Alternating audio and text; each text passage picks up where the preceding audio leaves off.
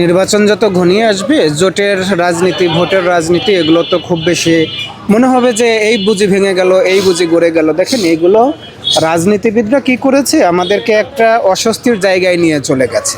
দেখেন আজকে সারা বাংলাদেশে সরকার সহ সবাই হ্যাঁ ভোটের পক্ষে প্রচারণা চালাচ্ছে, দেখেছেন?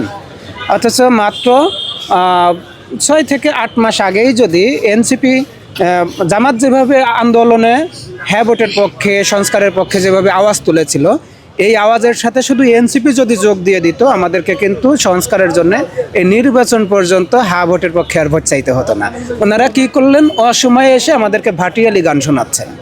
আপনাদের জোট থাকবে নাকি আপনাদের জোট ভেঙে যাবে সেটা তো আপনারা রাজনীতিবিদ, আপনারা বুঝবেন। আপনারা যে আমাদের জীবনটাকে একেবারে ঝুঁকির ভিতর ফেলে দিলেন। আপনি দেখেন কোনো জায়গায় যখন আর ঠাঁই হচ্ছে না, জামাত কিন্তু সর্বশেষ আস্থা আমাদের। এখন জামাত ইসলামের পক্ষে বলতেছি না, এনসিপি কেন জামাতের সাথে আসলে মনে হলো যে এটাই তাদের সর্বশেষ আস্থার জায়গাটা।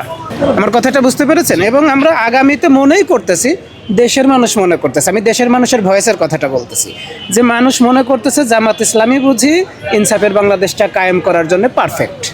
আপনারা জোটটা ধরে রাখেন, দয়া করে জোটটা ধরে রাখেন, ভোটের মাঠটা।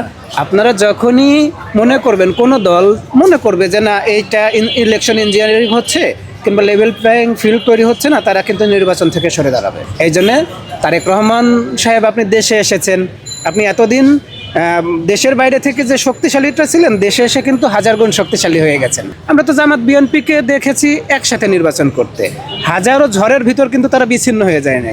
আমরা দেখতে পারতেছি আপনার নেতাকর্মীদের ভিতর খুব উচ্ছ্বাস, খুব আনন্দ। হ্যাঁ, আপনিও একটু দেশের ব্যাপারে, দেশের মানুষের বিটটা বোঝার চেষ্টা করেন, তাদের পালসটা বোঝার চেষ্টা করেন। আপনারা তো একই ছিলেন, আজকে আপনারা ক্ষমতার জন্য তো বিচ্ছিন্ন হয়েছেন, আমরা বুঝতে পেরেছি। আপনারাই ক্ষমতায় যান, আমাদের কোনো সমস্যা নাই, আপনারাই তো দেশ চালাবেন, এখন তো আর ফ্যাসিস্ট নাই। দয়া করে দেশের মানুষকে অনিশ্চয়তার থেকে বের করে এনে আপনারা সবাই একটু দায়িত্বশীল আচরণ করেন। আমরা বিপ্লবীরাও বেঁচে যাই, দেশের মানুষের জীবনও বেঁচে।